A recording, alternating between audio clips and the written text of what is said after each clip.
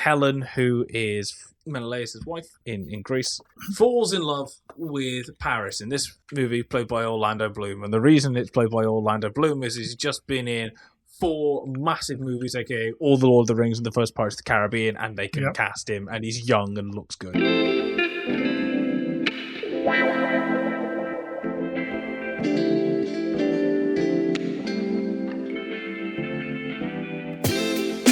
You're listening to Second Cut.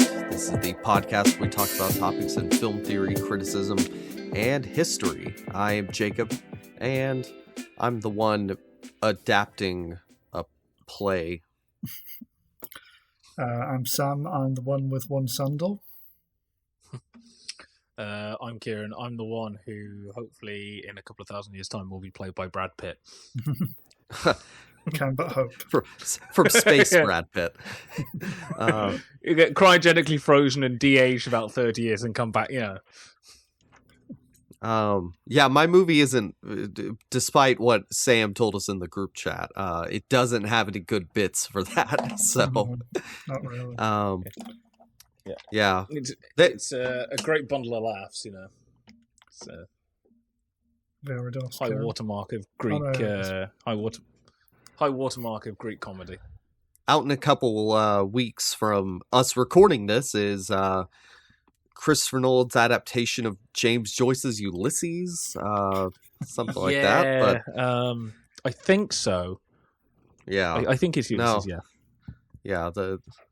Well, in Rome it's Ulysses, but the Odyssey. See, I was under the impression it was a classical history remake of Oh Brother We're Out, though. That's Well, I think then it would have Margaret Qualley, depending on which Coen brothers involved. That's true.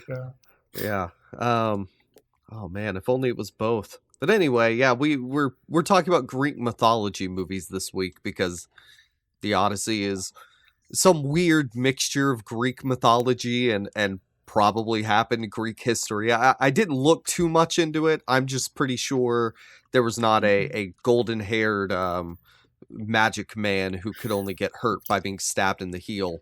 Yeah, I mean, knowing Christopher Nolan, his version will be gritty and realistic as far as that goes, but then the fantastical stuff he does throw in, he'll try and execute in camera and go through an immense effort to just make it cinematic and not rely too much on computer wizardry as he usually does. He probably like summoned the elements themselves to create a real whirlpool, for the scene where the ship's going to travel across it. I don't know what his excuse is, for having a big cyclops in the middle. I mean, I'm sure that was, even if there was like an animatronic on set, they'll have to use some CG for that. Yeah, because this is going to be the first Nolan movie with supernatural elements, surely. Yeah. Unless you count kind of a swarm of bats in Batman Begins, Yeah, I suppose puts inside like sci-fi kind of stuff. Yeah, I would say it probably is for his filmography. Yeah. Well, what is sci-fi but modern magic? Oh yes. Yeah. So we decided to pick 3. Well, 2 are Greek mythology, and 1 is a tragic play that was spun off from Greek mythology. But it's really funny that kind of you technically, I don't know what order we're going to talk these in, but there are 3 technical orders you could do them in, which is the order that they were written, the original kind of source material, the chronological order of events within those source materials, or the release dates of the film versions that we're doing, and all of them are different. I mean, if we did chronological, wouldn't the release date and the historical date be the same? Because doesn't mine come first either way? Going by mythology, I think doesn't Jason come before like Achilles and all that? I get my mythology mixed up sometimes. Yeah, so in because I've just literally finished re-listening to the rest of history's episode on Jason of the Argonauts. So in the Argonautica, which is what this is based on. I can't remember now who wrote the Argonautica, but he was essentially reworking stuff, including Homer, because he was like a leading Homeric scholar at the Library of Alexandria, and he was reworking it. And in there, he meets I think it's baby Odysseus at one point, but obviously, writing-wise, that comes after Homer because he's a Homeric scholar. And then the Trojan Euripides, the Trojan Women comes after the Iliad, but and all of the other kind of Trojan things, because the Iliad is not like the Trojan Horse isn't in the Iliad. It's like it's a couple of weeks of a 10-year war, and not all of it is in there. But the Trojan Women was written like centuries later, when there was a civil war going on with Athens, sacking other things as well, and that was a whole other thing. So he's writing it centuries later. And then you've got the films coming out. Jason the Argonauts is the first one. Trojan Women is second. And then so all three orders are messed up. There is no one right way to do these, so we'll just run with it. Yeah. I mean, we're obviously going to probably discuss kind of difference between mythology and history, where the lines kind of blur, because the further back you go, the closer they are together. I think there is kind of evidence that Troy was a place, once upon a time. I think it was in modern-day Turkey, and the Greeks had a war with them at some point in history, but that's pretty much everything else, from that, and some descendants of the Trojans end up found in Rome, blah blah blah. They probably weren't suckled by wolves or anything like that. Yes. But, and also Greek myths are kind of, here's a super original point, the original, film adaptations, because you're just taking stories and characters that exist and saying, okay, but here's my version of it. Here's my new 52, Greek god stories. Here's my version of Prometheus and I mean, even the people doing history in the era that the Peloponnesian War is happening, it's I mean, some of this is true, but historians have to go through and sort out here's the nonsense. That's why it made so much sense, for Disney's Hercules to basically, when it's not just been a musical, it's basically Greek myths but done as Superman and Rocky at the same time. Yeah. And also getting the name wrong. We'll ignore that part because it should be Heracles. Yeah, I know, but most versions, it's still the most kind of known version of the character, actually to pronounce that, even though technically it's not correct. Technically, you're correct, Kieran, the best kind of correct. Yeah. There is a running gag, which is if you really want to annoy people, just spend an entire day pronouncing everything ending in es, like the Greek. I'm riding my bicycles. With an octopus with 10 tentacles, 8 tentacles, on my bicycles, and just really annoying everyone like that. Well, and guess what's also existed forever in cinema are sword-and-sandal antiquity adaptations, and we covered this in our episode on that stuff, but we've talked about Cleopatra, we've talked about Ben-Hur, Spartacus in the 60s, a couple of the films we're doing, they are part of or kind of spawn eventually from that sword and sandals kind of, I don't know if it was craze so much as a thing that studios were pushing because one movie was successful. But that stuff goes all the way back to 1910s. There's black and white versions of antiquity on film. So I think after probably the Second World War, so probably mid-50s onwards, you've got biblical stuff like Ten Commandments come out. Obviously, Ben-Hur comes out as well.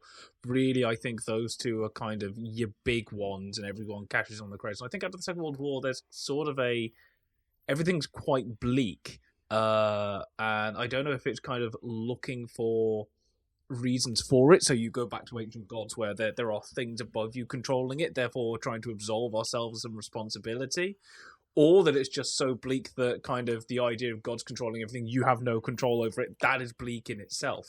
I think there's different ways to do it, or maybe kind of so much destruction. So much of Greek mythology is incredibly violent, The Iliad is a ridiculously violent poem. Like, it's just like every, couple of books, there's like descriptions of people getting disemboweled and like ripped apart and everything. So, I think it's just cashing in our grades, but yeah, all this stuff kicks off around that time, and then you get the Technicolor as well. So we're gonna have fun. Obviously the Italians do the Italian Hercules, which I think we've also covered. The first one of those. Yep. I think also the Western at some point. So we're all doing things in deserts. What can we do in desert that's slightly different? So all these things I think are combining so that you get a return of kind of Greek tragedies and Greek myths having fun. Yeah. All right. Well, let's start with Jason. We'll just go movie chronological, so maybe Kieran's internet has time to recover. No. But so do you want to talk about Jason and the Argonauts? Yeah, so Jason and the Argonauts, 1963, British-American co-production. This is kind of quite a big deal for me, this movie, because my parents showed it to me when I was very young, and I think I fell in love with it straight away, and I've kept watching it, over the years. In fact, I'm such a big fan of it. I have this. I have Talos. Waking up, and this is solid bronze, so it's quite heavy. I'm going to put it down. Wow. Oh, does it not move? You need one where the head tilts. I know. But yeah, I mean, Talos was always my favourite kind of the Harryhausen kind of creations in this. I mean, that's most of what this film's known for. It's the Ray Harryhausen stop motion kind of animation, bringing all the creatures to life. Because generally, apart from that, it's a pretty standard kind of telling of Greek mythology, kind of standard in terms of filmmaking techniques of the time and the acting style and how it looks in general. But it really kind of stands out because of Ray Harryhausen's kind of animation work. It's kind of liven it up and make it a bit more unique. Unusually, I'd say this kind of interesting looking into this. Ray Harryhausen was one of the few, I'd say, kind of technical kind of people, craftsmen, who basically was like an auteur in his own right, and kind of the films he became involved in, often kind of originated and developed himself, and then they basically brought a director on later on. So if anything, he's kind of just as much like the kind of the main kind of creative driving force responsible for the whole film as like whoever was actually credited as the director, because basically he developed projects with producer Charles H. Sneer. They did 16 films together, I believe. And basically, Harryhausen came up with the creatures and the kind of the set pieces he wanted to have in the film, and then from that they kind of create like a loose kind of story outline, kind of thread all these together. And at that point, then they went out to hire, got a director for hire, and basically said, "Can you do this? Can you come in and do the work and bring this project to fruition? Don't worry about the interesting scenes. Ray's got those sorted. Just do all the other stuff, please." That's essentially kind of how this kind of all of his projects and in this one especially came about. I mean, he was a big name. I mean, this. Go on, Kieran. Sorry. I was going to say, even if you kind of like don't know that kind of origin, how it comes about, and you just know the movies, you don't think of it as a, I don't know, this director's movie or even this actor's movie. No, it's a Ray Harryhausen movie. Yes, exactly. Like, nobody else has this. In the nice way to like Douglas Trumbull. It's not a Douglas Trumbull movie. It's Stanley Kubrick's 2001. Yeah. It's a Ray Harryhausen movie. Yeah. I mean, I watched an interview with Ray Harryhausen, and John Landis was doing the interview. Funny enough, I mean, he was one of the filmmakers who he said was a big influence on his work. But he said Ray is in a unique position in movie history because essentially, as a creator of special effects or a technician, he actually has created a body of work where he is truly the author of the work. And it pays for me to say this even more than the director.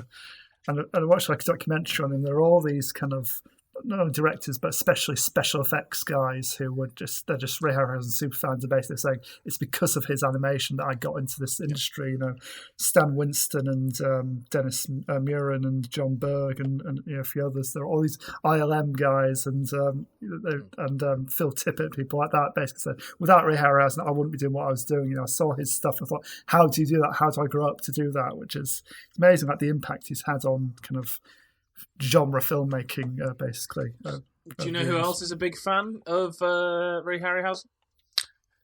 Well, it's somebody that reckons that, and I'll read the quote out. Some people say Casablanca or Citizen Kane. I say Jason and the Argonauts is the greatest film ever made, and that was that's true. Mr. Tom Hanks. Mr. Tom Hanks. Yeah, I did see that. Yeah, which is good on him. He's good people as Tom. Yeah.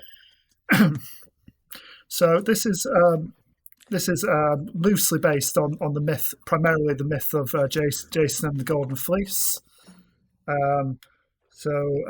We follow Jason, who's both guided and hindered by the gods, as he recruits a crew to go on a quest to find the magical MacGuffin so he can fight back against an evil king who's trying to wipe out his bloodline. That's generally the kind of the bullet points, kind of what's going on with this film. But essentially, yeah, it's a series of kind of fantasy set pieces, the loose plot tied together. Creatures will turn up every few scenes, or gods will get involved, or they'll hit a roadblock on their quest. We're straight in with this. You know, you get some really nice opening titles over like Greek kind of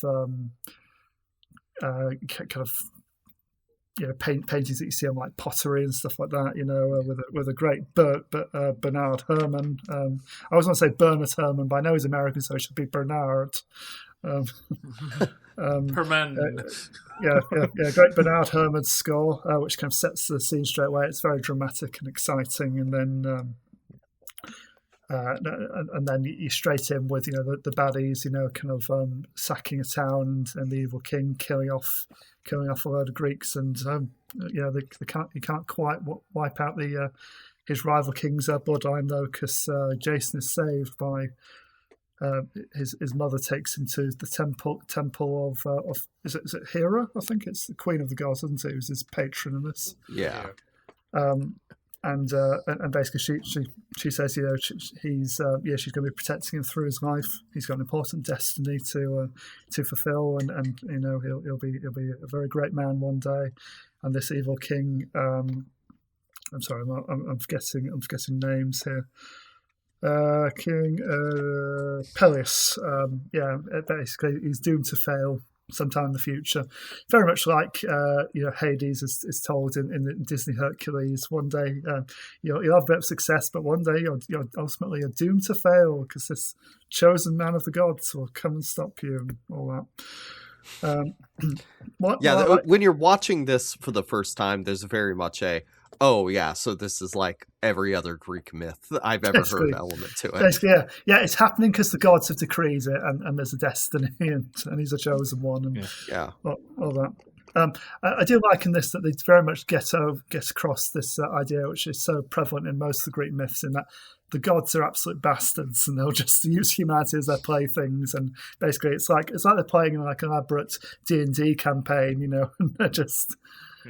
It's all just to get against them, and one of them might lose for a while. That their pieces that they're controlling will be will die or be kind of face certain death. But then I've got this magical ability I can pull out of my ass at this point and completely change the rules of the game halfway through. Well, it's like a reality TV show too, because in this movie the gods watch reality happen on a wall in front of them. That's true, and you notice there's a few times where the gods almost look like they're looking down the lens of the camera. They kind of almost break the fourth wall, and I think that is always kind of an intentional kind of idea. And as Jake says, they're looking at the game they're playing, but they're also almost making a connection with the audience as well. Kind of acknowledging the kind of another level of reality. So you get basically Jason finds out that to get enough support, to fight back against the evil king, he's gonna go on a quest and get a magical artifact, the Golden Fleece. And to do that, he's got to recruit a team. And yep, you get a classic team building montage where he puts on some games and all these heroes from across Greece come and try out and show their special ability because they've all got their own special skill that will come in handy at some point in the film. You got a guy who's good at throwing things. You got obviously Hercules, who's super strong, who's old and strong. Yeah, I mean, I really like the casting here. I love that they get Nigel Green, and who's like a guy best known for playing like upper class kind of English guys in suits, in films like The Ipcris File.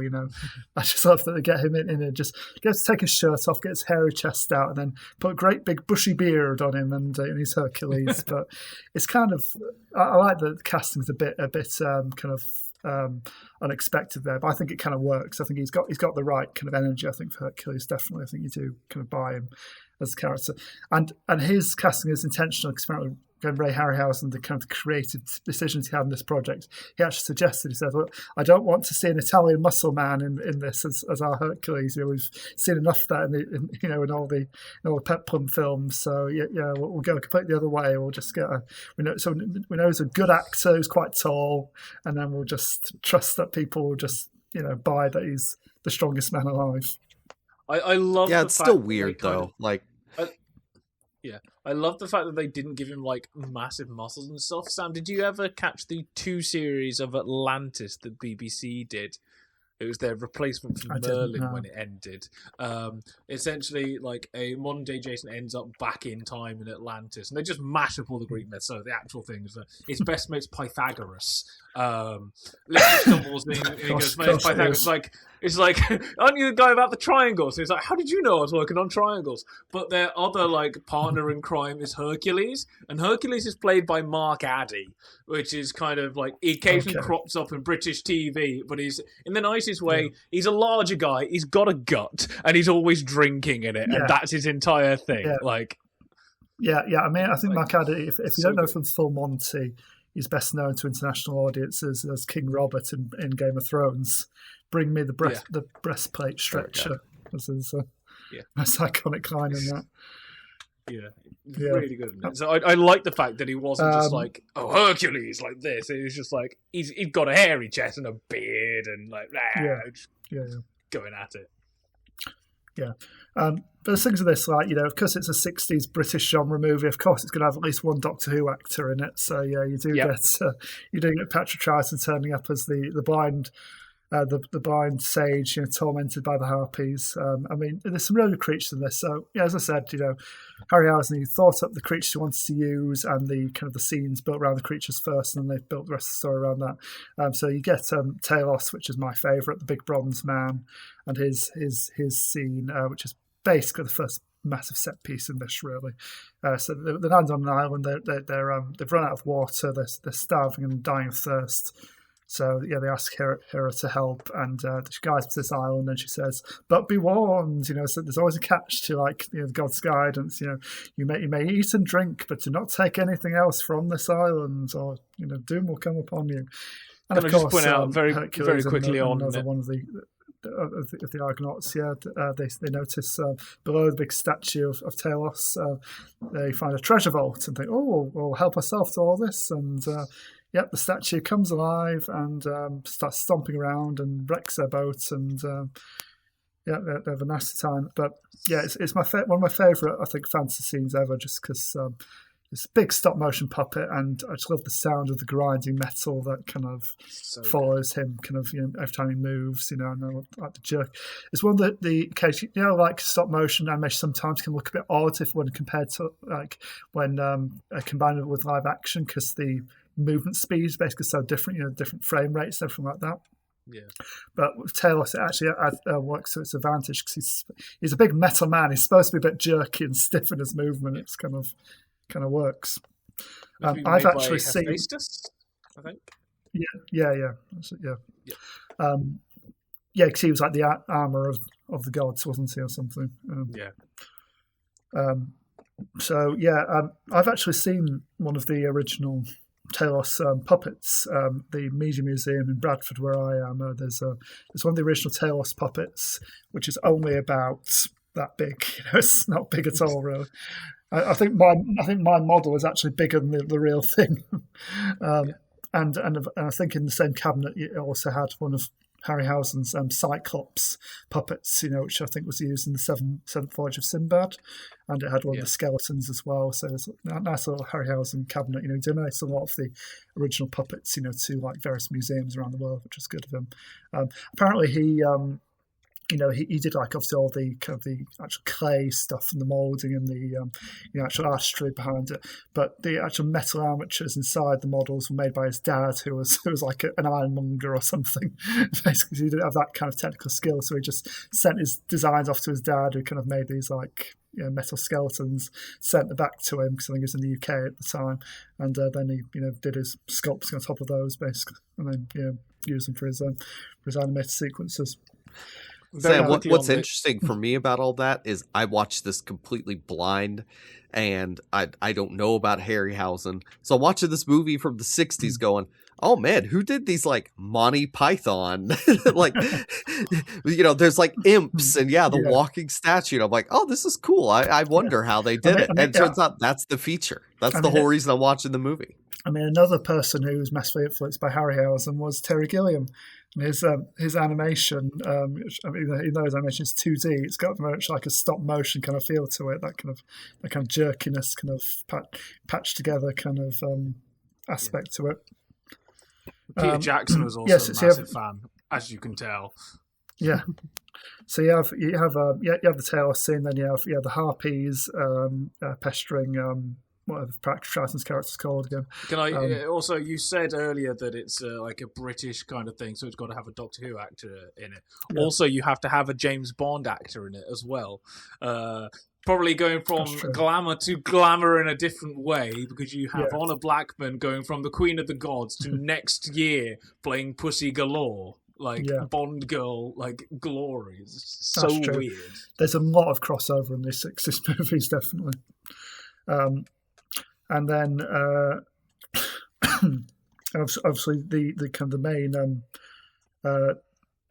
You have this another scene that was going to be stop motion originally, but it became too complicated. Is the scene where the cliffs are coming together to crush the boats, and then Poseidon comes up and kind of holds the cliffs back as they pass. And it's just a bearded guy in like a fishtail, sitting in the water. Yeah.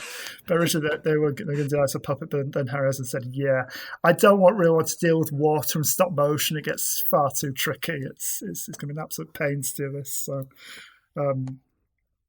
yes, you get all these creature scenes, but obviously the main thing this film's known for, and arguably its most elaborate and impressive sequence comes at I'm skipping past the Hydra first. You get the Hydra as well, which is guys on Golden Fleece, so this big seven-headed serpent, and which Jason's got to fight off. Harryhausen said about that, by the way, he said. Again, it's from the interview with John Landis. He said, 7 heads on the Hydra was a problem. If you went to answer the telephone and came back, you'd ask yourself, now, was the third head going forwards or backwards? So easy to lose track, and then you go back and review footage and it's like, oh, crap, I got that wrong. I have to do that again tomorrow. Oh. Yeah. I was going to say, we have to remember this is done in like 1962, if not 3.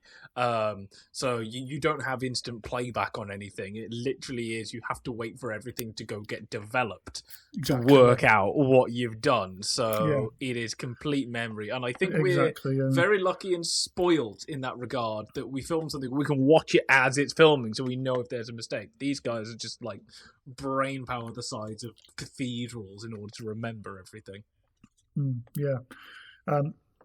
So after the Hydra's defeated, by the way, at this point, Jason's kind of when they've reached the land of the Golden Fleece, they don't really tell them why they're there. But then the king, another evil king, there are lots of evil kings in this, finds out what they're there for and that they've taken their magical thing away from them. So they said, no, we're going to stop them any way possible. So he chases after them and collects up the dead Hydra's teeth. And and then this part of the myth where the children of the Hydra's teeth, basically, if you sprinkle the teeth on the ground and say some magic words, and it raises the dead, and they fight for you.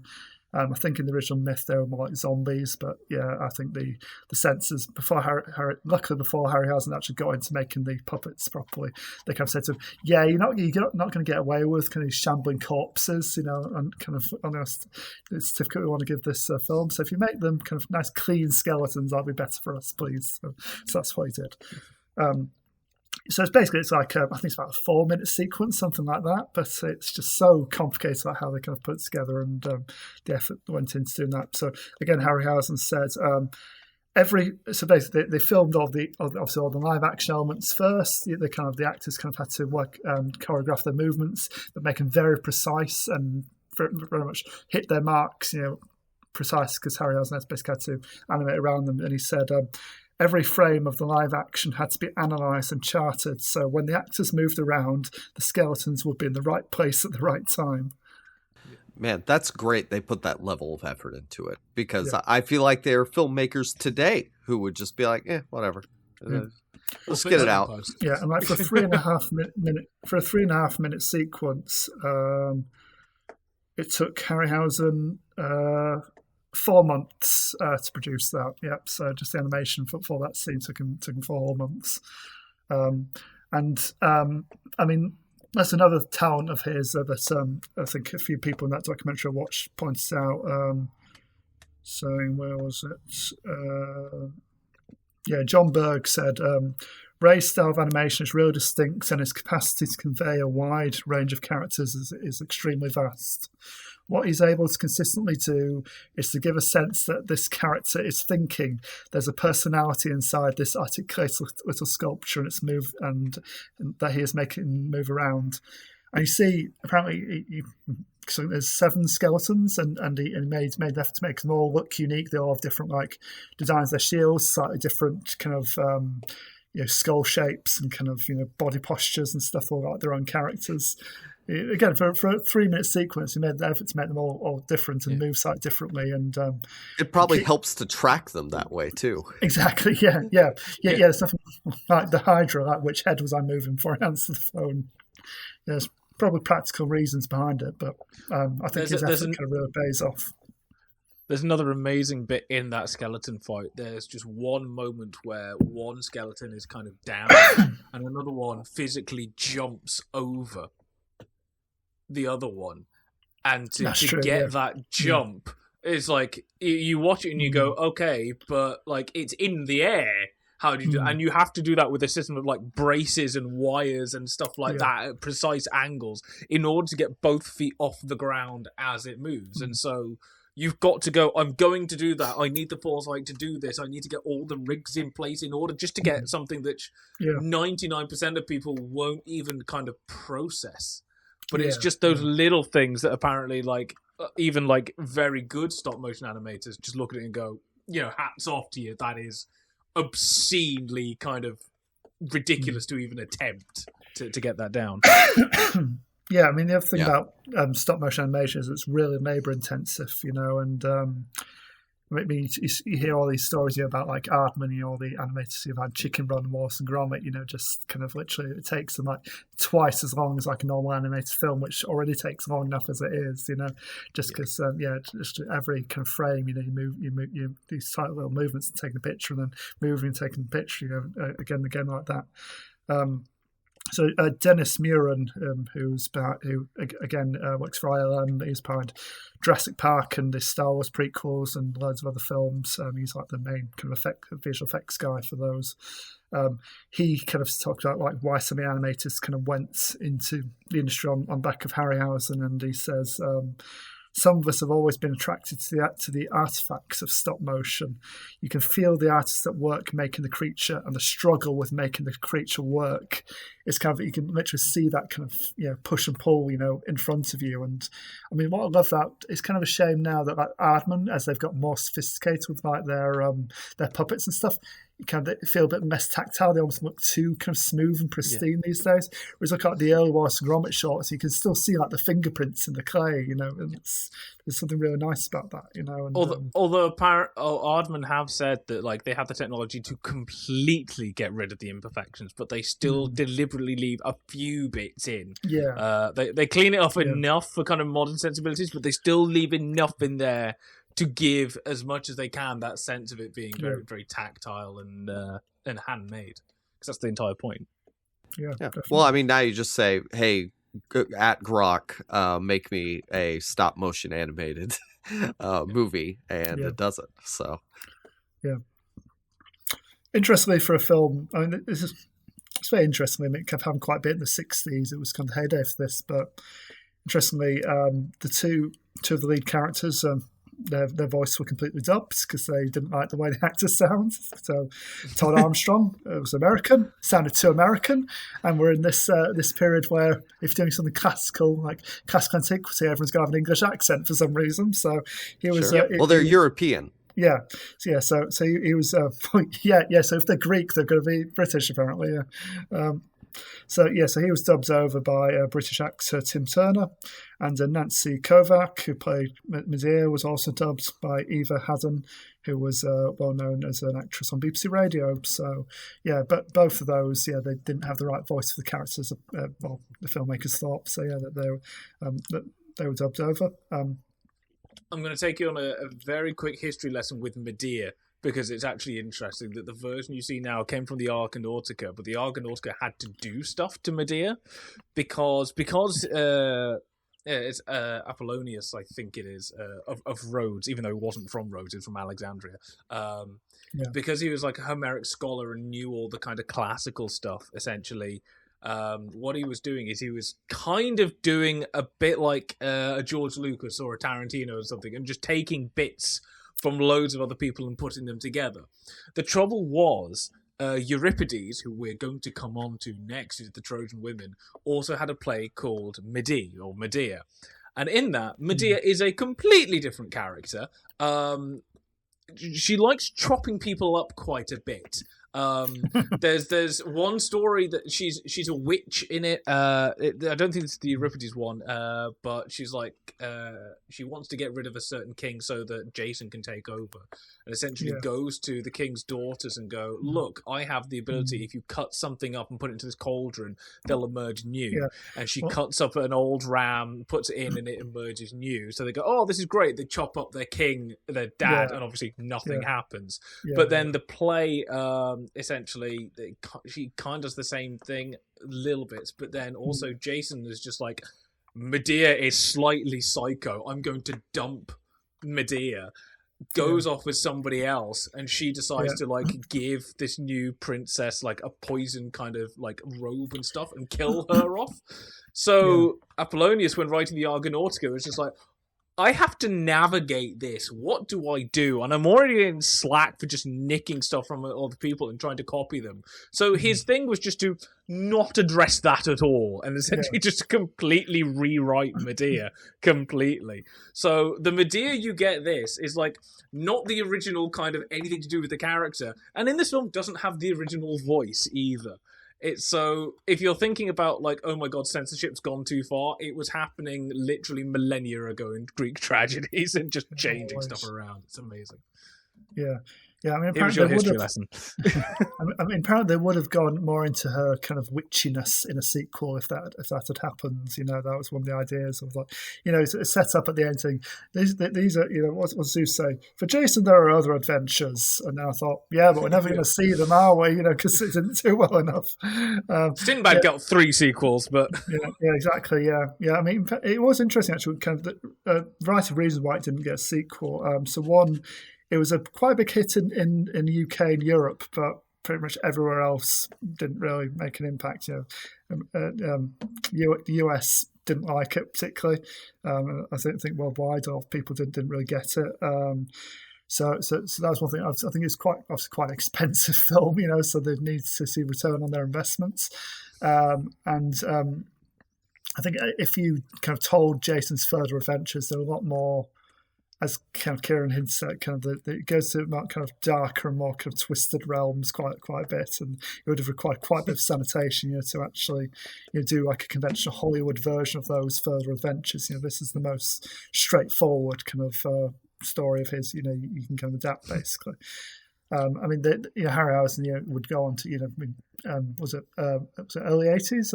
Clash of the Titans came out. That was sort of almost like a spiritual sequel. 81, isn't it? Yeah.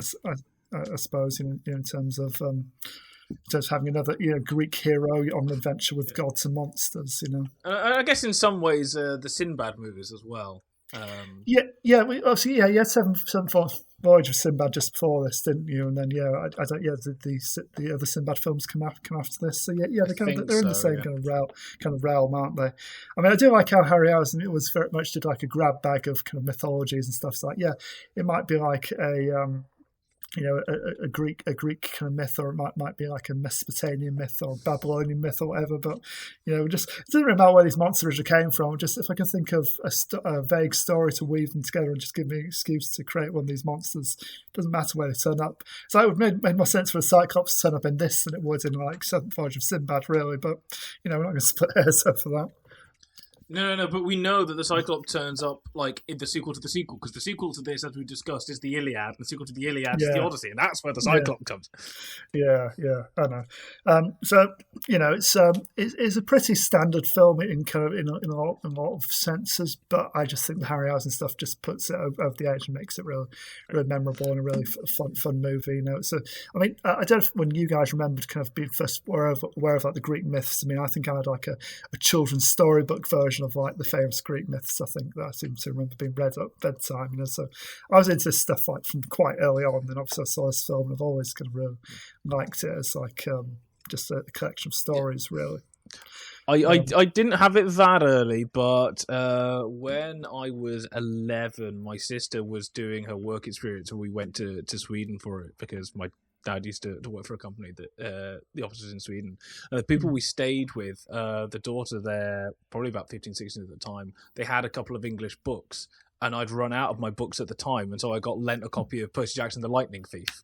And then for obvious reasons, most of my knowledge of Greek mythology is still from Rick Riordan in like basic form. Whenever I think of certain things, it's just like, okay, yep, nope, that's these guys, I think all it is really is that kind of kids' storybook version of the Greek myths, and then combination of this and Disney's Hercules and all this kind of hooks on these stories. But I do think this is probably like one of the best versions of this kind of thing. I think I just think it just stands out so much. You think of like the Clash of the Titans remake and its sequel, from about a decade ago. They were just so kind of dull and generic, and it's like, okay, still fairly cool creature designs, but it's all just expensive CG, and it just looks like the monsters in every other big blockbuster. There's nothing special about them, really, whereas here you can really see like the blood, sweat and tears that went into all this, and just the sheer effort, and time and energy. It's I just love how tactile it all is, even if like, some of the combinations of like live action with kind of CG, live action kind of stop motion effects kind of don't quite marry up convincingly anymore. It doesn't matter. It's just you're on for the ride, and you're just impressed by the effort and by the spectacle of it all. And you know what this movie is? It's fun. That's what it is. And Apollonius, when he was writing the Argonautica, he got other people essentially attacking him. I said he worked at the Library of Alexandria. He had a contemporary there whose name I can't find. I probably will do. But essentially just going, compared him to an ibis at one point, I think, which is just this bird that just kind of, nicks other things and then like gives itself enemas and weird stuff like that. And then, like, Apollonius just called him essentially a thick collector of trash and a blockhead. It's like a one-line poem. Eventually became the head of the Library of Alexandria, which everyone's like, well, the other guy was competing. They were competing for the same job, so that's probably why they were fighting. But again, one of the reasons he got attacked is essentially for taking all these kind of things that were tradition and essentially almost like rewriting them and dumbing them down into a kind of Homeric epic tradition, and they were going, we already have Homer, why would you do this? And essentially Apollonius' response is just, it's fun. What's wrong with that? It's cool, it's interesting. And actually, as they said on The Rest is History, because this is a rewriting of stuff that's already there, of myth, what you are doing is a study or a logos of myth. So this is one of Jason the Argonauts and the Argonautica is one of the first actual mythologies. Because before this, this is around the time when the Argonautica is being written, where sort of belief in the gods is starting to change. Belief in gods is still there for a lot of people, but for some people, it's a bit like Christmas. You know, we'll celebrate it, but we don't actually believe. Or the opinions is changing. People around the same time are starting to believe that it's actually the planets are the gods. You know, they don't really interfere in human affairs, but they're still there. So all this stuff is going on, and his thing would just be, look, it's fun. I don't care. And so before then, you have it where it's actual myth. And not even that. It's kind of, we believe these things went on, but the gods are part of everyday life. And because we live in a world where we don't believe that's to be a thing, we think of it as religion, as belief. But they wouldn't see it as religion or belief. It's just like air exists, so does Zeus, you know? Yeah. Like, it's not even, does he exist? It's like, well, of course it does, you know? Wood is solid, the gods are there. With this questioning thing, he's taking it and rewriting for that in order to study them. And essentially, that's where you get mythology from. It is a study, a logos of myth. And so it's a really interesting reworking. And his thing is like, look, I am reappropriating it for almost the Hellenistic period, because he's writing it in Alexandria. This is after Alexander the Great has come through and destroyed everything, and everything's changing. I am reappropriating everything for that. I have the excuse to change things, and I'm going to make it entertaining. I'm going to make it my own way, you know? Yeah. And it passes down into this. And it actually, of the three, makes this one somehow the most kind of accurate to kind of the actual period, because they still had gods there. And as we'll find out, the other two films, like the people writing the film versions, deliberately decided to get rid of the gods. Which is like, but that takes away the entire point. But anyway, yeah, just the Argonauts, absolute fun, and you watch it for Harryhausen having fun. Absolutely, that's why. Yeah. This is a very fun movie. And in hindsight, boy, I wish I had gone with something like Theseus, which was the first Greek myth I knew. But no. Instead, I went with a very depressing movie called The Trojan Women. Yeah. Woo. Let me tell you. Well, you know what? So is Troy. At least this one isn't 3 hours. For different reasons. Yeah. So the Trojan Women, I chose it because I wanted to do a movie from a Greek director, and I saw, okay, this one's got Katharine Hepburn. It's English language. Yeah, sure. You know, we'll go with that. And the Trojan Women, you know, it would be better to do this after Troy, but you know, Kieran's internet is not great, so we'll slowly but surely recovering. But this comes after the fall of Troy. So the Iliad, all about the Trojan War stuff, or parts of it, or whatever. They basically, because, like, you know, Greek myth exists, there were people back then who said, but what about this part of the myth? And so they would sit down and they would write their adaptation of Spider-Man, in which, like, all of Spider-Man's, like, the people indirectly harmed by him, maybe the villains or something, they all come together, and they discuss, like, how they've been affected by the main character. It's kind of like Renfield, actually, except it's much, much darker, because the Trojan Women is about the women who survived the fall of Troy, and they're being divvied up as, like, concubines for various Greek kings, and the people that are going to be executed, and all of the terrible fates that await all of them. And then the city burns, and it's over. And also along the way, they kill a child. So, yeah, super dark movie. Yeah. So you think it's not going to get any bleaker, and then they throw an actual child off a cliff. Yeah. Remember how movies today are too like horrifying and like they're awful and should be banned and stuff like that? Yeah, no, Euripides was doing it back in 415 BC. Yeah. Congratulations. Yeah. So the play itself, Euripides wrote it. He wrote it in 415, or it premiered in 415 BCE. This specific version is adapted from a translation from Edith Hamilton. And apparently it was part of a tetralogy of plays from Euripides, but we don't have much of the others. So there was Alexandros, Palamedes, Trojan Women, and Sisyphus. They all kind of drew from the Iliad. But I think the only surviving one is Trojan Women, and we have bits of Sisyphus. But yeah, we might have Medea as well. The trouble is that's not part of this. Okay, yeah, or tetralogy or whatever. But yeah. I was going to say, we have, and I'm guessing we will have ideas of what were in those other plays because other people wrote about it as if it was general knowledge, which is what normally happens with kind of these kind of old things. Because it's something like, you know how they say that we only have 25% of silent films in existence, you know, for kind of Greek tragedies and kind of Latin and, you know, Roman tragedies and all that stuff, we have about maybe 1% of everything that was ever written. And so a lot of these things we have to work out from what was written by other people. It's a bit like Aristotle's Poetics. He discusses tragedy and the epic, and he did at one point discuss comedy, I think. But we don't have that. We just know it existed from other people discussing it. Yeah, it would be like if we only knew about this movie because of this podcast. Yeah.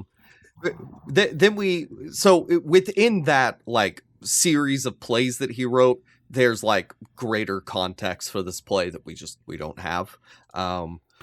But the kind of social context for the time, so the Peloponnesian War is going on, and that's Sparta and Athens essentially fighting, and all their allies, whatever. I mean, I'm not going to spend time becoming an expert on one ancient war that lasted for like 40 years, but apparently in 416, there was a massacre on an island called Melos by the Athenians. They killed all of the adult men, and they kidnapped and enslaved the women and children.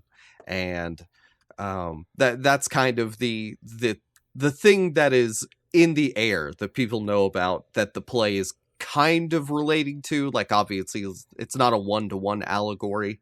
But then the film itself then takes that and adapts it into its own time and context. So, very quickly, it's interesting the way, like, no, it should be noted that the in the Peloponnesian War, it's kind of Athens is the main, obviously, thing of Greece, and the play premieres in Athens, and 2 years later, like, Athens loses the Peloponnesian War as well. So if it couldn't get any bleak, you're essentially preaching this is awful to people who are about to lose. It's essentially, I think the equivalent is like if you imagine inside of 1942. A film made by German film directors about how awful what they're doing is and how they're going to lose. It's premiered in Berlin. And then obviously like 3 years later, kind of the Allies win. That's the equivalent of what is going on here. And it explains why it is so unbelievably bleak in every way. If you're looking for a ray of sunshine from Jason of the Argonauts, you have not found it here. Well, what's interesting to me is whenever I think of people telling each other the Iliad or the Odyssey, like sitting around the ancient Greek campfire or whatever, and somebody's reciting it, I just imagine it being like, you know, a Marvel movie where it's just dumb and there's no thought to it and they're just having fun. But like, you know what? There was meaning to stories back then too. And I don't think I ever really thought about that until knowing that there's like historical context for Euripides writing this story about women being kidnapped and enslaved and treated horrifically by society. So, whew, man, they could make art even back then. That's crazy. It's almost like outside these the guys context are the of, ones like, that started it. Yeah. With paintings, I think about it, but I've never thought about it with plays for some reason. The director is Michael Cacoyannis, and He was born on Cyprus. So Greek dude, he moved to London to study law. Then he studied theater and acting and directing and filmmaking. During World War II, he worked for the BBC's Greek service. So that's fun. The theater background, obviously big for, this film in particular, but like he adapted 3 different tragic plays over the course of his career that made up a major like Greek tragedy trilogy for him. But yeah, I mean, he's a filmmaker. He's a play guy. He's kind of like Greek Elia Kazan, I guess.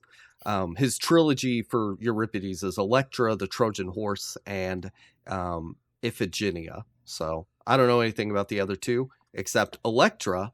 It was nominated for Best Foreign Language Film, and it also won the Grand Jury Prize at Cannes. So celebrated film. Cacoyannis is kind of like credited with bringing Greek cinema to like the English speaking world. So kind of like the Greek Kurosawa, I guess. That's who this guy is. And kind of going on at the time. So much like how Greece was embroiled in trouble at the time that Euripides wrote the play, Greece was in a little trouble in the late 60s and early 70s as well, as their kingdom had been overthrown by a military dictatorship, which ruled from 1967 to 1974. I did not know that. It was a far-right military coup, and they banned art and, were kind of just like the stereotypical fascists, military fascists taking over a country. So the film, of course, it's about Greek history. It's also about Greek present. So it in a way, it's like taking a big thing that was removed from this play. I should mention, I don't think I said this earlier. There's like a frame with 2 gods. It's Poseidon and Athena standing around and talking about things and predicting the downfall of Athens, things like that. That's not in the movie. It's completely taken out. Cacoyannis said something like it would be too hard to like film the way he wanted to. I don't know. It wouldn't fit with this version of the movie. So I completely get it.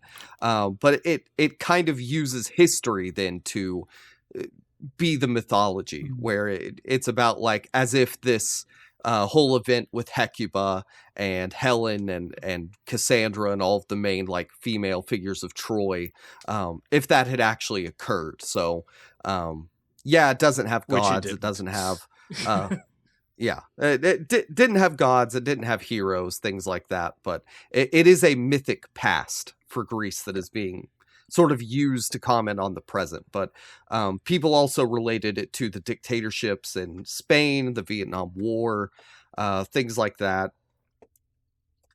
And the film is dedicated to, it says, "We who have made this film dedicate it to all those who fearlessly oppose the oppression of man by man." So kind of general, but because the director's working in exile from Greece.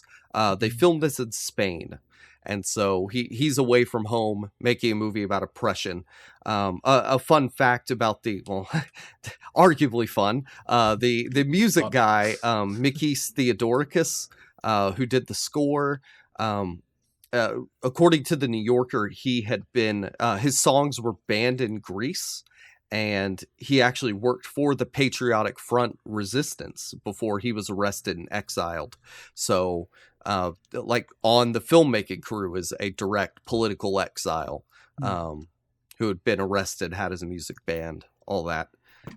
Not fun stuff, but I don't know, exciting, thrilling, interesting. And yes, so it was all shot in Spain, and that's why somewhere like across the mountain where they're filming this, there's a spaghetti western being made, surely. So Leone's either just finished or starting something again.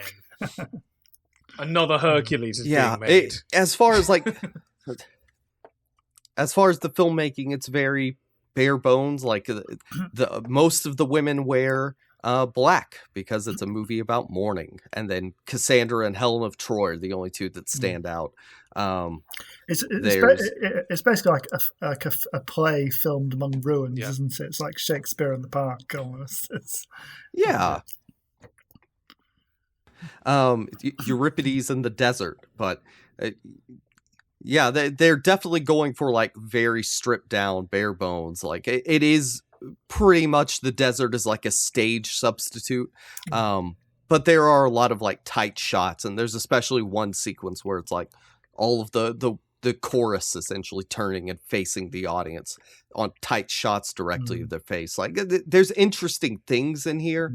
But mostly like it is just shooting a play, and the performances are very powerful. Katharine Hepburn, great actress, obviously. All of them are really good. But for me, especially Vanessa Redgrave, actually, I think she's it's a much smaller role than Katharine Hepburn, but I just think her scenes with her son, and she's been torn away from her to be killed. I think it's just absolutely soul destroying. Yeah. And obviously, we have the weird part of a very, very young Brian Blessed. he was a good looking man when he was young, wasn't he? I was a bit surprised. I was like, oh Brian. It's good. It's like I looked it up after, sitting on his horse in his little miniskirt, So I looked it up after, and he's 90 later this year. It's like, how is Brian Blessed 90? This terrifying concept. Yeah. Writing after. Like Cacoyannis, or being interviewed after, he talked about like the play itself being very pertinent and real because of war. Irene Papas talked about like playing Helen is really difficult because she's ambiguous and requires more acting and more meaning. And like Helen for me is a very confusing character, just because I'm ignorant and uninformed. So she's called Helen of Troy, right? I didn't know she came from Sparta. So the Trojans stole her, and that caused the war. That's what caused the war, basically. Yeah. Now, watching Troy, I got very confused. But Katharine Hepburn, like I couldn't find much about what she said about the film, but like she is the main figure. In theory, she's like the box office draw here. And I do agree with you. Vanessa Redgrave, really good. She plays Andromaca. Is that how it's pronounced? Yeah, it's Hector's wife. Or his widow. Yeah. Because after he got dragged around by Brad Pitt, she has to go stand in the street. And like, the Troy, it's not focused on like, oh, what's going on with Andromaca. Like, it shows her, but like that's what makes this so good, is it is then concerned about what is actually happening to these women. They are not just background figures. Cassandra is like, she's the first bit that is like really, it shows you what the movie's going to be, where it's a series of characters coming forward and learning their fate and all of that. She's a mad lady. She thinks she sees Apollo, but it's just a guard.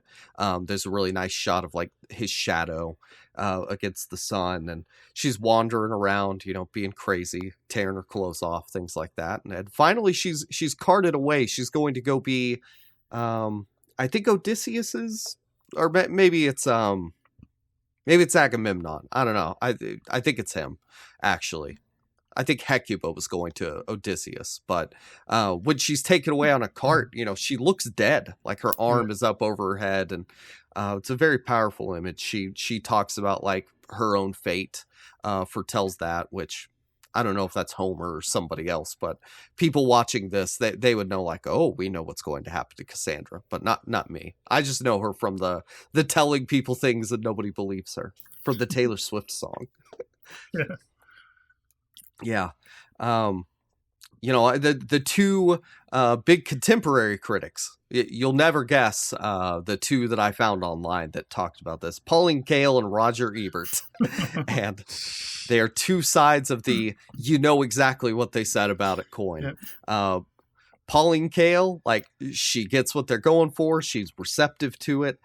She thinks the flaws are like secondary to the material.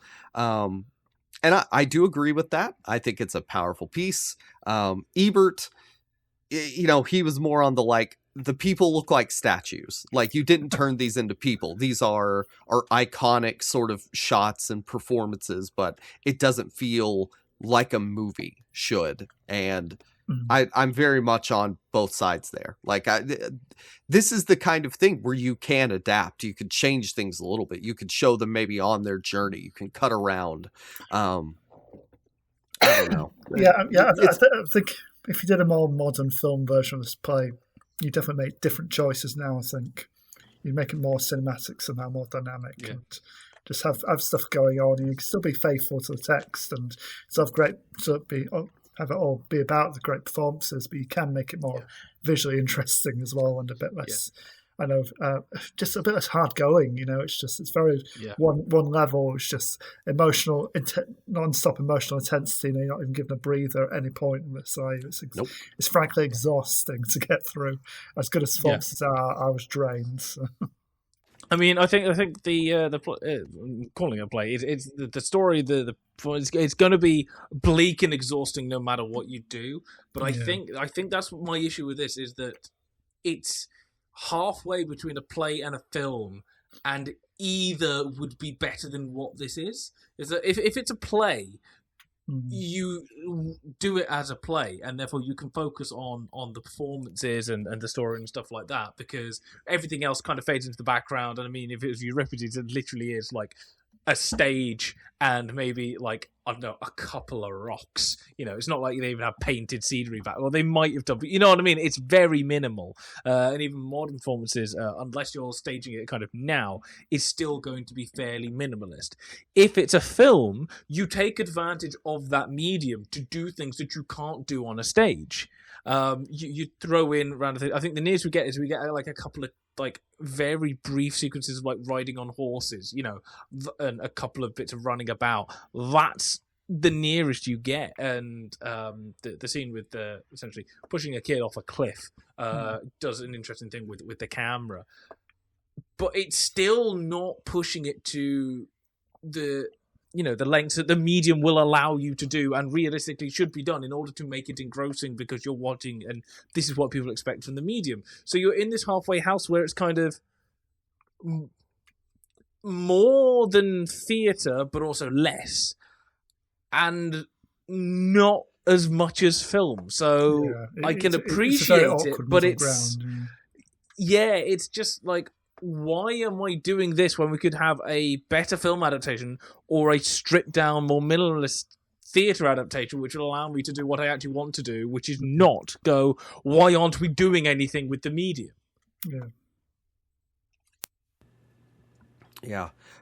Look, it's a good movie. I should have picked some dumb action movie that's fun about Greek mythology, but I do think this is good for seeing like how are plays adapted. What does serious sort of Greek cinema look like?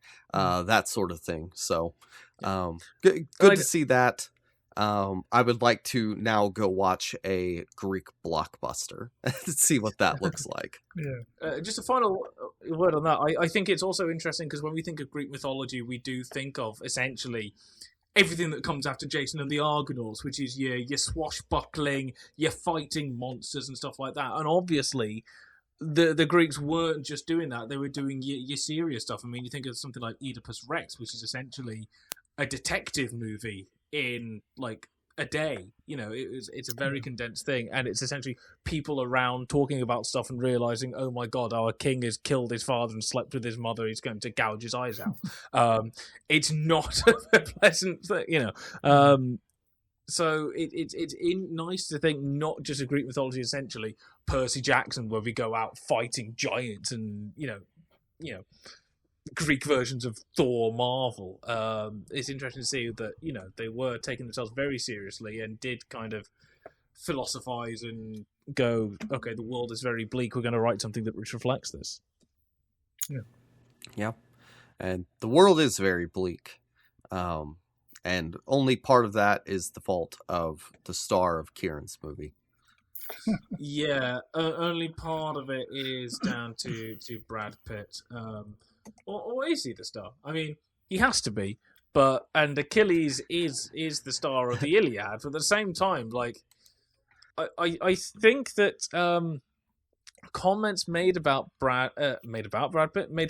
Brad Pitt doing this kind of like it kind of explains it. Also, by the way, like a load of people like were lined up to make this, including Christopher Nolan.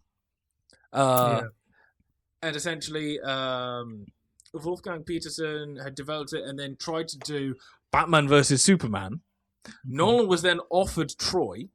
Petersen came back on, and Nolan's kind of consolation prize was Batman Begins. So we have this weird thing of Nolan and the Greek epics and stuff, which makes it interesting that he's always been interested in this. But I think that kind of Brad Pitt's just general opinions about this kind of summed it up. I can't find exactly where it is, but essentially, hang on, here we've got. Brad Pitt expressed his disappointment on the film, saying, "I had to do Troy because I pulled out of another movie and then had to do something for the studio." So he's hired by the studio. So they put me in Troy. It wasn't painful, but I realised that the way the movie was being told was not how I wanted it to be. I made my own mistakes in it. What am I trying to say about Troy? I could not get out of the middle of the frame. It was driving me crazy. I'd become spoiled with working with David Fincher. Essentially, every shot was like he's the hero. There was no mystery. And which is hilarious because in the Iliad, even though Achilles is the hero, he's essentially incredibly violent, spends half his time moping in his tent and being a stroppy teenager, essentially. And he's really kind of not the guys that everybody would side with. As you say, kind of, there's the myth is that a couple of the people that survived Troy went off to found Rome. And so this is one of Rome's origin myths, which is another reason why to attack Troy, attack the Greeks even, because they're like, oh, this is vengeance for Troy, and we get vengeance on Achilles. So the fact they made Brad Pitt the star, like, oh, Achilles is the noble warrior, he's really not in any way. And I think that's part of the thing with the Iliad, which is this is not an adaptation of the Iliad. This is an adaptation of about 3 things, because you have the pre-Iliad, the Iliad, which they've gone, 9 years, it's now about 2 weeks, and all the stuff with the Trojan Horse, which is not in the Iliad, it's in something else, which I'll research in a couple of seconds, or maybe somebody else can tell me what it's actually in that they get it from. So Brad Pitt isn't the hero. Where do we even go from here with Troy? What do we do about this? I think the big thing to note is this movie probably doesn't exist without Gladiator. Yeah. I mean, we've sort of already covered this with our Sword-and-sandal kind of epic kind of episode, and it was basically on back Gladiator, and a lot of studios wanted their version of Gladiator, basically, and this is one of those big classical kind of mythology kind of stories which you could turn into a film like that, basically. Yeah. And I think I'm also thinking of us doing... when did Alexander come out? I think the same year. Same year, I think they're both 2004, weren't they? 2003, 2004. It explains it all. By the way, that movie, better than Troy. Like, so much better. Well, the trouble with Troy, right? Here's the problem with Troy, one of many problems with Troy. In fact, actually, I went back and listened to one of the first ever episodes of The Rest is History that they did was on Troy, and Tom Holland called it the worst movie about classical eras ever made. Probably not that bad, but it's not great. One of the problems is here's my copy of the Iliad. Right, it is massive. This copy is, I mean, of the actual books itself, because there's a lot of introduction. Well, it's about 400 pages of a poetic epic, which these guys have decided that's about an hour and a half of the movie. Excuse me. How long does this need to be? 3 hours for the director's cut. And I'm sad that I watched the director's cut. So I was going to actually ask you which version you saw. I mean, I think the director's cut at least has some entertaining grisly violence in it, and Is that what they cut from the cinematic release? Yeah. Or the so basically, gore? I think the difference. Yeah, yes. There's some extended scenes, some added little character bits. I think the most noticeable differences are the big battle on the beach. People are getting shot in the face with arrows rather than just in the chest, and there's more visible blood. Good. And Diane Kruger actually gets the boobs out in that version. So yeah. I mean, good for the violence. I shouldn't say good for violence, but the whole thing is that it's incredibly violent. It's people getting ripped apart, and you know, it should be like that. It's what I always found baffling about kind of blockbuster films. It's like they can be as violent as they like, as long as you don't see any visible blood, you can get away with it. It's just so silly. It's like, sure, a better lesson to teach to impressionable young people is when you inflict violence on someone else, blood is usually the result. Sure, that's a better lesson. Yeah, it's like I still remember being at a film screening of Gwen. Again, I've said this before, and somebody in the audience going, "This is so incredibly violent," and the guy going, "I tried to get away with it as much as I could and tone it down, but sometimes a violent story needs violence, and this needs the violence." It's a massive war. It's two classical armies slaughtering tens of thousands of people. If there was no blood involved or anything like that, it would be, not, in keeping with what it's meant to be. This is before they do everything. Anyway, the Iliad is massive, and it takes up like half the movie. They've put in extra stuff before, the backstory beforehand. We filmed that for about an hour, and then they put in the Trojan Horse stuff right at the end for another half an hour. The Trojan Horse, by the way, ridiculous. Is anybody actually believing that the Trojan Horse happens? By the way, the place where they think that Troy is near enough, so it's quite close to Gallipoli now. Apparently there is like a massive Trojan Horse statue now, and it's just like, really? Wow, that's tasteless. But I know, right? Because they're trying to go, this is where Troy happened, woo, and it's like, we lost. And it's meant to be this massive show of hubris, but, the Trojans like, yeah, we won, they've left this gift as an offering, and we'll bring it inside. But at the same time, you'd go, they've been sieging us for nearly 10 years, and then they suddenly up and leave, and there's this massive wooden horse here. Suspicious. In this movie, they're trying to get away with it. Anyway, you've got all this stuff, and the Iliad will take you about 17, 18 hours to read. This feels like it takes longer. And it's not just because there's more stuff in it. It's because there's so much crammed in, and yet it's so incredibly slow and boring and dull. And so for those who aren't aware of probably the greatest epic story of probably Western civilization, this is one of the cornerstones, whether it happened or not, that kind of sets us up. It's a very dumbed down kind of skim reading kind of version of this story, isn't it? And for me, it works to a point, in terms of just being a dumb historical action movie. I can kind of take it kind of from that, but anything beyond that, and it kind of, I remember when I first saw it, quite liking it, but I was young and dumb myself. Impressionable. So it's probably the same thing. But then I've kind of over the years I've kind of gone off it a bit. I can still watch it every now and then and have an okay time. But just like the performances are just so kind of inconsistent. It's like you've got Eric Bana, Peter O'Toole, Brian Cox. People like that. They seem to know what they signed up for and kind of they know the assignment and they do a decent job with it. But I don't think Brad Pitt really particularly works. I think Orlando Bloom's terrible. It's just, and there's a handful of that just don't.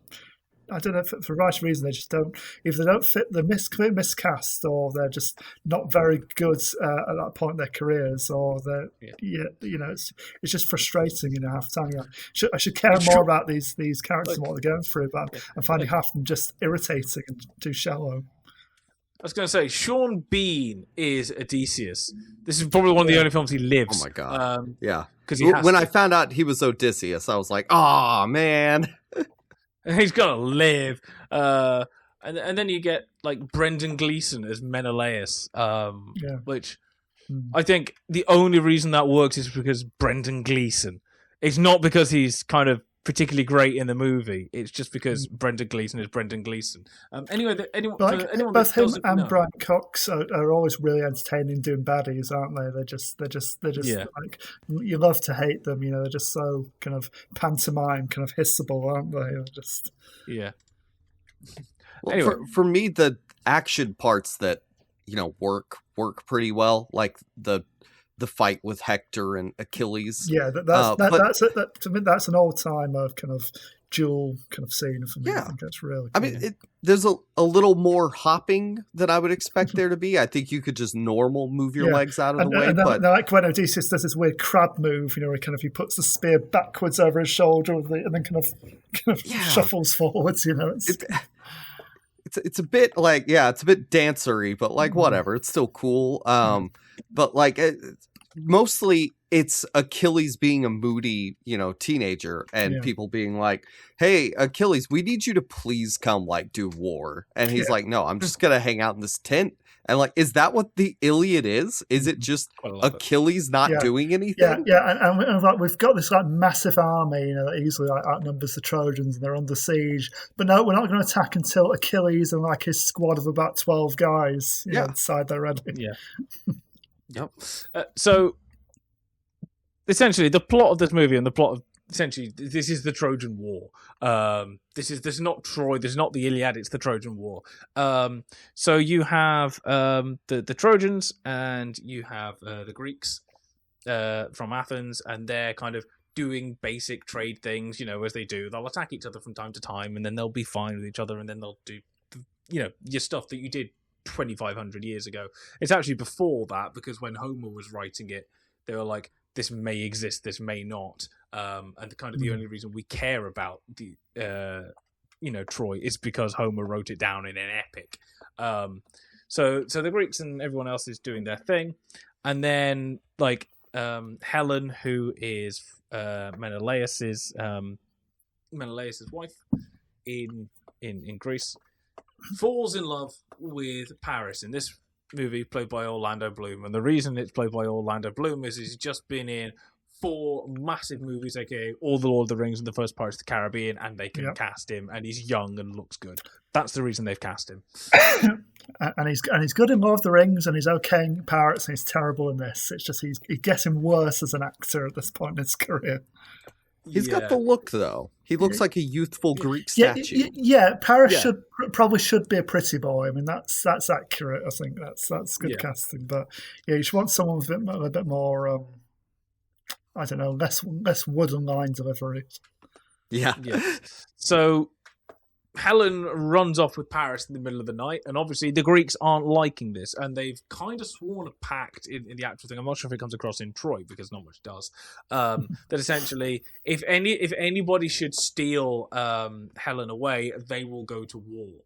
It's quite funny. Apparently, Herodotus, who's the first historian, he's the first person to do major work of history.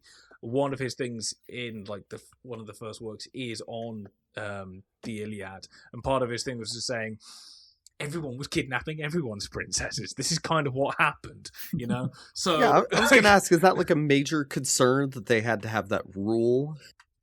Well, I mean, here's the thing.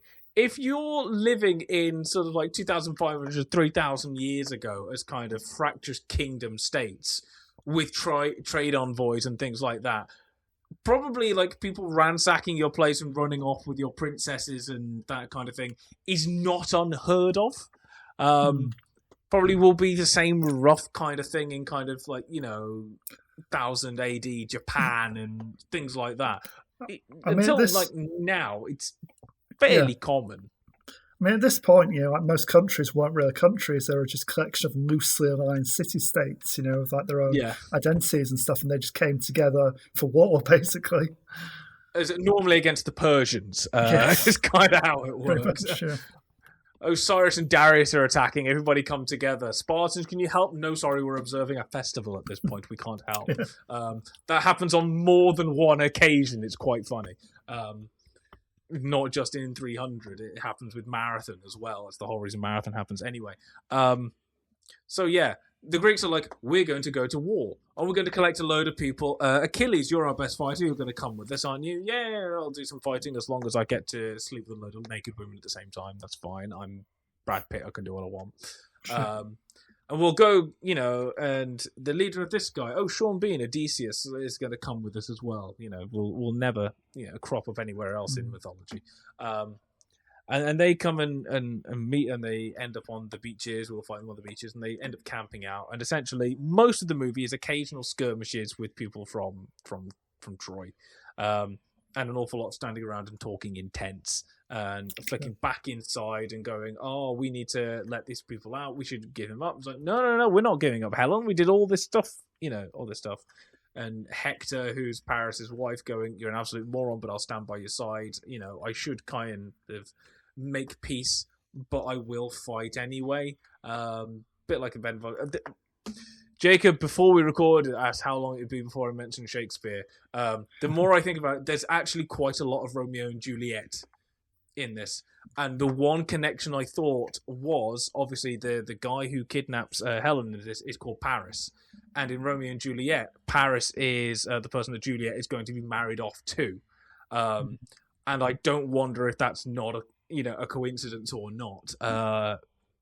Shakespeare very much knowledgeable about these things. He's used Ovid's Metamorphoses around the same time as a plot point in Titus Andronicus, all about kind of the Roman state and stuff like that. So I do wonder now if the name of Paris and Romeo and Juliet is a direct reference and allusion to the Iliad. It wouldn't surprise me. So yeah, most of it is going and fighting in various things, and Menelaus gets killed at one point, and people very good point. Oh, I thought it was you. No, now I'm going to come after you. Brad Pitt gets a priestess from the Temple of Apollo,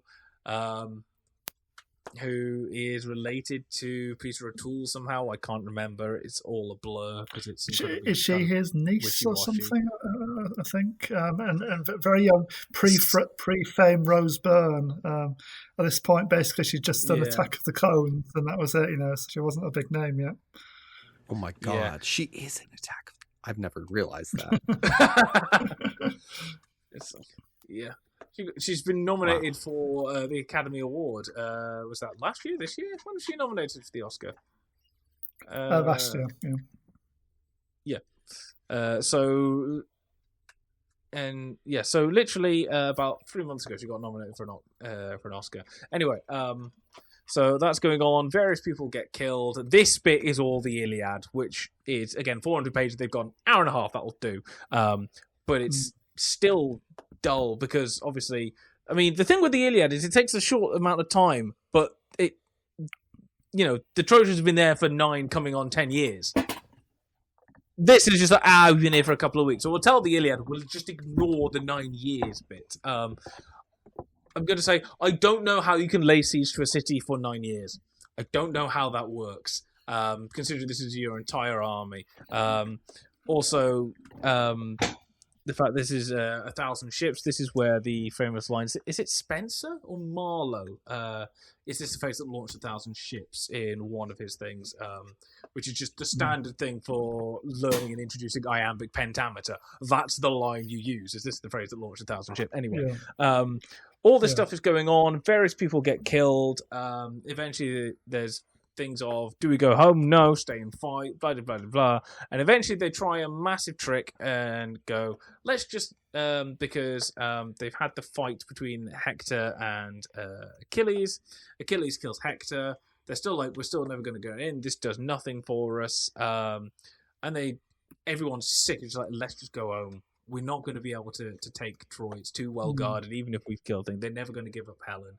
And so they apparently leave a massive horse as a kind of offering. And half of the guys from Troy think this is an offering to the gods. We should collect it. And the others are like, this is a trick. Let's burn it. And eventually the deciding vote goes, let's bring this massive statue in. It would be bad. The gods would hate us for destroying this offering that has been here. Let's bring it into us and the gods will bring favor on us. Obviously, there are Trojans hiding inside the horse. Trojans hiding inside the horse? Trojan horse. The Greeks are hiding inside the Trojan horse. Indians. And in the dead of night, they leap out because nobody has decided to inspect the horse very closely at all. The Trojan bunny. Mentioned Monty Python. You did have that bit where Paris says very pointedly with a big close up, "I think we should burn it." And of course, everyone ignores him because he's Orlando Bloom and he's a drip. Well, where's like, and it's all is it fault. Paris that says that in the book, or aren't there like prophecy characters of the story that could relate that? I don't know, purely because obviously Troy's made up of several bits, so it's not in the Iliad. It's in whatever the thing about the play or epic about kind of the Trojan horses, which somebody again the fan fiction. Welcome to Greek mythology. It's just fan fiction. That's fan fiction. Essentially, they come out and they slaughter everything. Everyone dies. Most people get slaughtered. Peter O'Toole gets killed by Brian Cox. Brendan Gleeson's already dead. He died about an hour and a half into the movie. Achilles tries to save his beloved, and then Paris is just like no, and then shoots him in the Achilles heel. And of course you get Orlando Bloom in your film. You got to have him use a bow at some point. Yeah, I also love the fact that at no point is it ever explained why the heel will kill him and why this is the important bit. It's just assumed that everybody knows an Achilles heel by now. The problem is he's not magic in this movie. Because the problem is you could have had that earlier in the film. Because when he meets his mum at the beginning, Julie Christie turning up for a one scene cameo as his mum. She's doing something vague and mystical, looking down by a pool, and she talks about destiny and what the gods have put him on the earth to do. She could have put a line in there saying, "But whatever you do, keep him away from your heel." Oh yeah, yeah. But no, don't mention it. Most things good. Yeah, he just collapses when he's shot in the heel for some reason. Yeah, it's just like. Although to be fair, Orlando Bloom does put a few more arrows in his chest as well for good measure, doesn't he? But yeah, I know, but that's it's very much framed that the heel one was the lethal one, It is quite weird to see, a year after Return of the King and 3 years after Fellowship, we have... It was originally Orlando Bloom trying to save Sean Bean, and now it is realistically Orlando Bloom trying to take down Sean Bean. It's weird. Anyway, Troy is do you think Orlando and Sean just hung out all the time on this set? It was like, we got through Lord of the Rings together, we've got a blood bond now. Yeah. You don't die in this one. I was thinking, watching the scene where they roll the fireball or the balls that catch fire down the hill. I was like, this movie could not have been made without Lord of the Rings being made. It turns out hack David Benioff was the writer and probably was just we'll do some Lord of the Rings stuff here, blah, blah, blah. Yeah. And probably the rest of the cast will wish they had Lord of the Rings. Yeah. I mean, it's like a historical fantasy action cliche, but it's a cliche I do quite like. I always love that shot that follows the arrows of the archers, up and over as it comes down and hits the soldiers. I really like that shot. I know you see it in every one of these, but I always enjoy it. Anyway, Troy burns and they kill all the children as well, normally just by soldiers just throwing babies out of the way, which are obviously dummies because you can't throw actual kids. Strange that. No babies were harmed in the making of this film. Apart from I was going to make a joke there. It's not going to work. I haven't thought it through. Anyway. Yeah, Troy burns, and congratulations, that's kind of the end of the movie. That's it. And then, obviously, realistically, about 12 hours later, the Trojan Women kicks off. Congratulations. Yeah. And then, after the Trojan Women will be the Odyssey, Christopher Nolan, and after that will be H. Rider Haggard's book, which I have mentioned before, The World's Desire, which is what happens when Odysseus comes back after his second voyage ends up in Egypt with the pharaohs, meets again Helen, who's there, and is right in the middle of the 10 plagues of Egypt. It's a weird book. Yeah, you do wonder if this had done a bit better financially, if they were banking on doing like a sort of sequel, like an Odyssey type film with Sean Bean in the lead. That might have been interesting. Christopher Nolan could have done it because he was in for that one. If the other guy, Petersen had gone, nah, I'm out of this one, they could have got. Yeah. I wonder if any of the cast were in place when he left the project. Whether he kind of said, these are the guys I want for my versions of these characters, or whether they could start again when they swapped directors. Yeah. There's nobody in the Odyssey that was in this, is there? I don't think so. Not that I can think of. Hang on, I'm going to... Just like Brian Cox in a corner somewhere.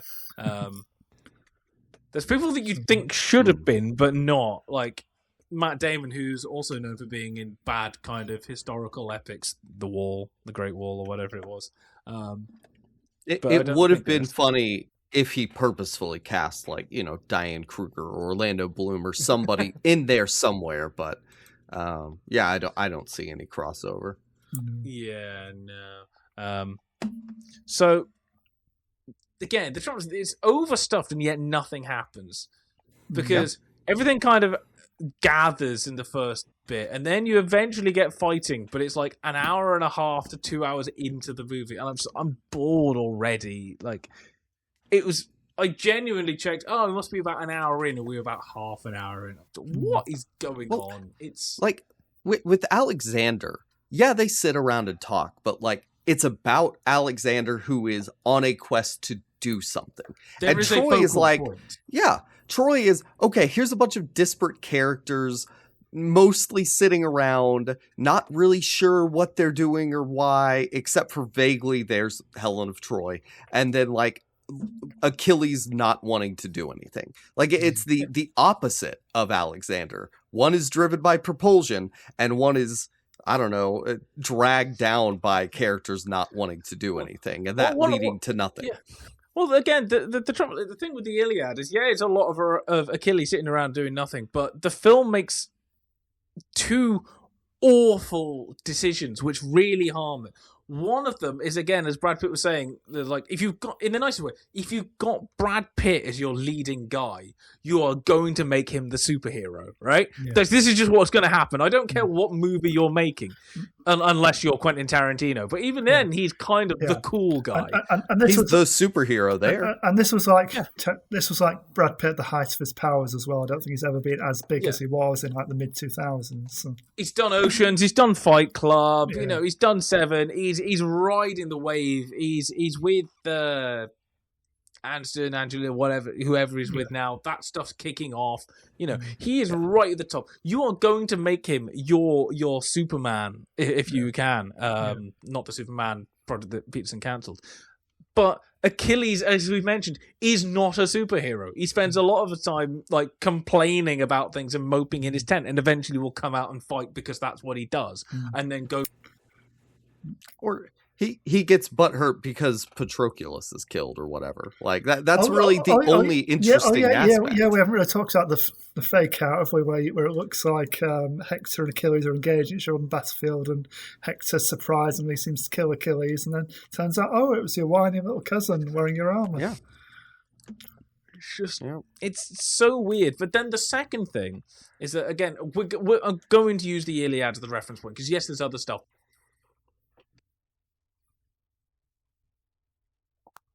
Mm-hmm. Yeah. Yeah.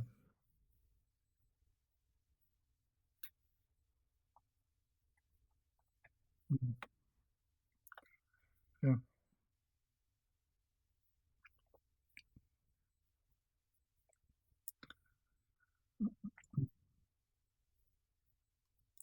Yeah. Yeah. Yeah. Yeah. Which by the looks of it is very much going to be what Christopher Nolan's going to be doing in the Odyssey, because he's cast all these actors to play gods, and I think they're going to have a similar kind of role, which is great. It's appropriate for the story. I mean, the Trojan Women, I read that the original play includes the gods as characters as well. But then in the film version, they said, yeah, we couldn't really find a way to kind of do that kind of and fit the tone of what we were going for. So as we said, it was very kind of stripped back and kind of back to basics, But I don't know. I think because so much of this film is over the top, you might as well throw some gods in there as well. Yeah. You can get more big name actors in there to sell your movie. Yeah.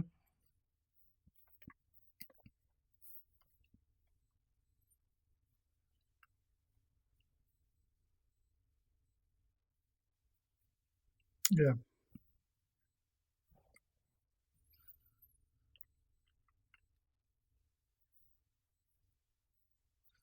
Yeah. Mm.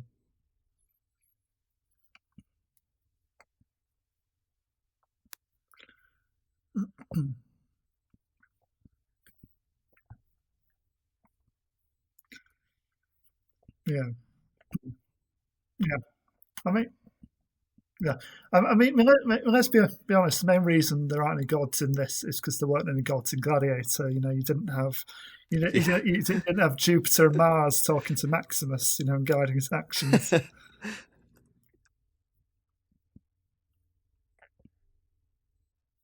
Yeah. Yeah. Yeah. Mm.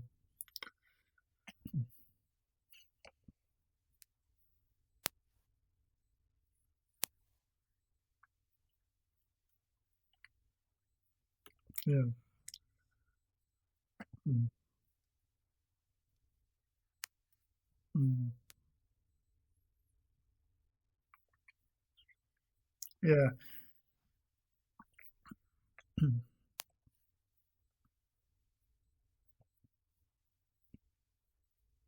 Yeah. Mm. Mm. Mm. But there's even a scene in this where Achilles cuts off the head of a statue of Apollo, doesn't he? As like a big fu to the gods. Basically, it's like I'm beyond there, and kind of everyone around him is like really shocked, because like multiple god worship was such a big aspect of Greek society. And it feels like that seems to have a point to it, but it just seems like, oh, we'll just chuck this in because it gives him something shocking to do, But yeah, if you did that though in a film with actual gods in it as characters, it would be a really good moment. I think it would be like, maybe at that point they could say, all right, well, if that's how you feel, we're going to take away your powers if someone hits you in the heel. Well, Kieran, I also think there was probably at some point in antiquity some person who loved reading myths and was like, they completely missed the point of this with the Iliad and all of the Trojan War stories. This is the important part. No.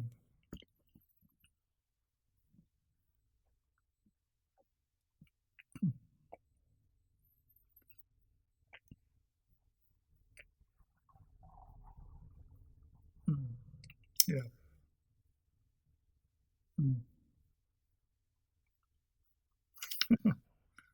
I feel honored. Yeah.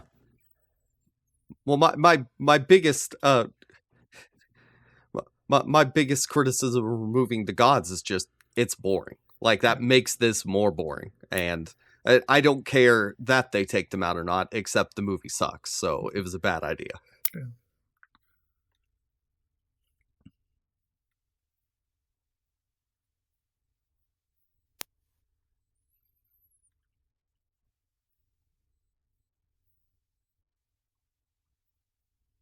Mm.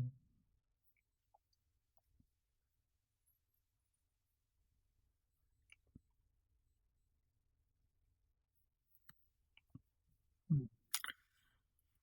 Yeah.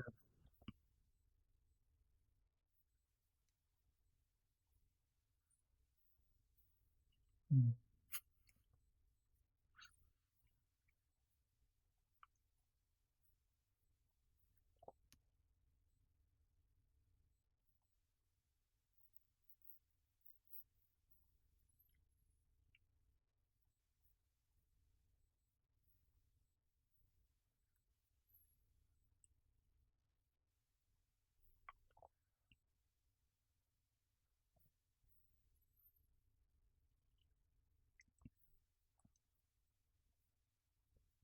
Mm.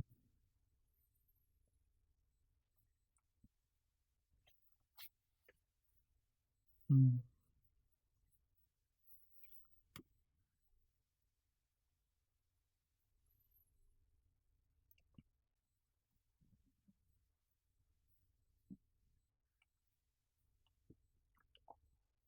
Mm.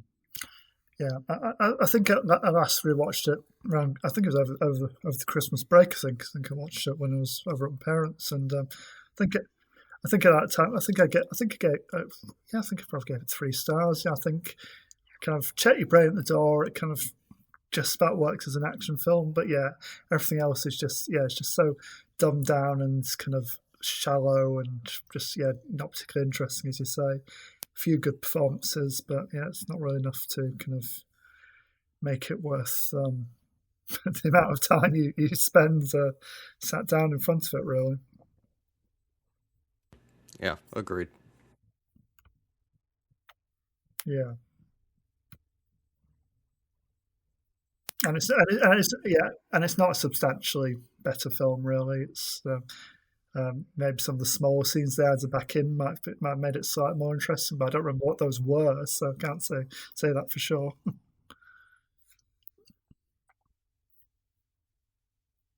Yeah.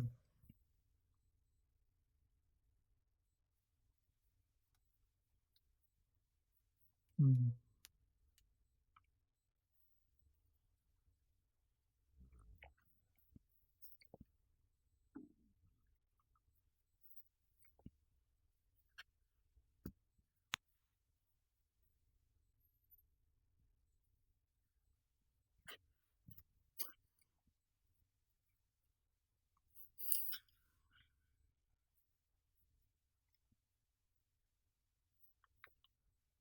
Yeah.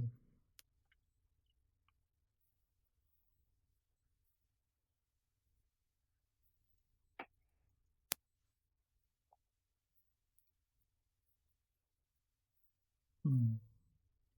Yeah.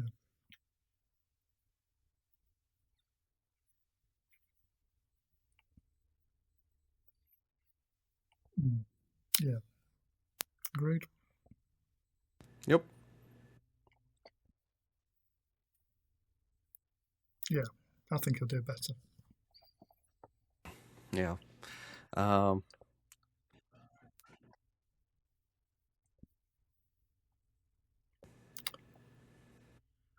I mean, do we know? Was he working off the same script? That's the question. yeah, he would have been using the Benioff script probably. So Yeah. So it's probably better that he's had to wait an extra 20 years and done the film he actually really wanted to do. yeah, yeah, um, yeah. Don't be a director for hire for this. Do Batman instead. That's the lesson. And speaking of Christopher Nolan, next week we're going to talk about his movies because the Odyssey's coming out. So we'll be back with that. But until then, guys, where can people find you? You can find me at SSP Thinks Film and at the Second Cut Pod Substack, where this week myself and Jacob have done a double take review on Spielberg's Disclosure Day. Finally, took us long enough. So yeah, read our thoughts, which are fairly similar. I think we came down about the same score, but I think Jacob ties it back to Close Encounters in some interesting ways. So yeah, that's worth a read. And I'm working on some stuff for Toy Story 5 and for the Supergirl. So they'll be out probably over the next couple of days, or next few days, next week or so, something like that. So look out for those.